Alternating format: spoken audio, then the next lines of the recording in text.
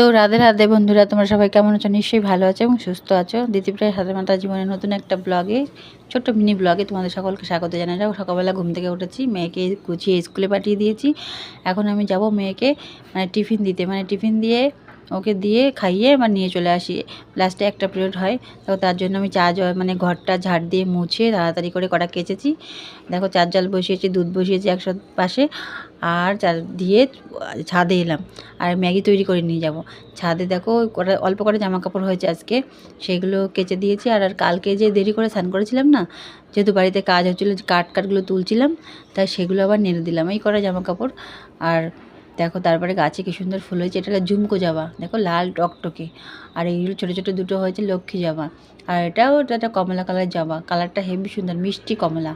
আর এই যে গাছে এই ফুলগুলো ফুটে আছে, পুরো গাছগুলো গাছে ফুল ফুটলে না আলো হয়ে যায় ফুল গাছগুলো। তারপর সঙ্গে একটু জল নিয়ে দিলাম, গাছগুলো একটু জল দিয়ে যাচ্ছি। এখন 7:30 মতো বাজে, আমি তা গুছিয়ে বেরোবো, তাই জন্য একবারে জল দিয়ে যাচ্ছি। কালকে জল দিইনি, কালকে বিকেলের দিকে জল দিয়েছি, তোমরা মিনি ব্লগে দেখেছো। তাই জন্য এখন তাড়াতাড়ি করে জল দিয়ে নিচে যাব। নিচে গিয়ে হয়তো চার জলটা তখন ফুটে গেছে, চা বানাবো, দুধটা তৈরি করব আর ম্যাগিটাও বানাবো। আর ওটিকে দুধটা বসিয়ে দিয়ে আমি জামা কাপড় পরবো।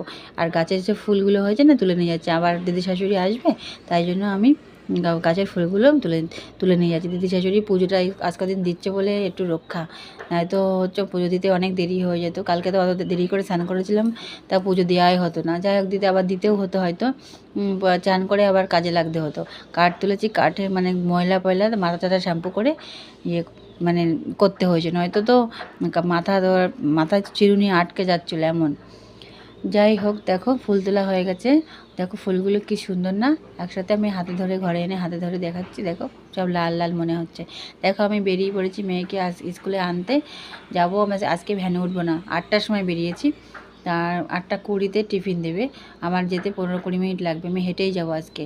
হ্যাঁ, 10 টাকা বাঁচলে কোথার থেকে আসে, তাই না? আমি তো কিছু ইনকাম করি না, সেই একই টাকার থেকেই তো খরচা হচ্ছে। আমার হাজব্যান্ড টাকা দেয় যাওয়া আসার ভাড়া। দেখো স্কুলে মেয়েকে টিফিন খাইয়েছি, খাইয়ে দিয়ে বসে হয়েছি। তোমাদের স্কুলটা একটু দেখাচ্ছি, ওরকম করে তো ভিডিও করা যায় না। তো ভালো থেকো, সুস্থ থেকো, বাই। ভালো লাগলে চ্যানেলটা সাবস্ক্রাইব করো।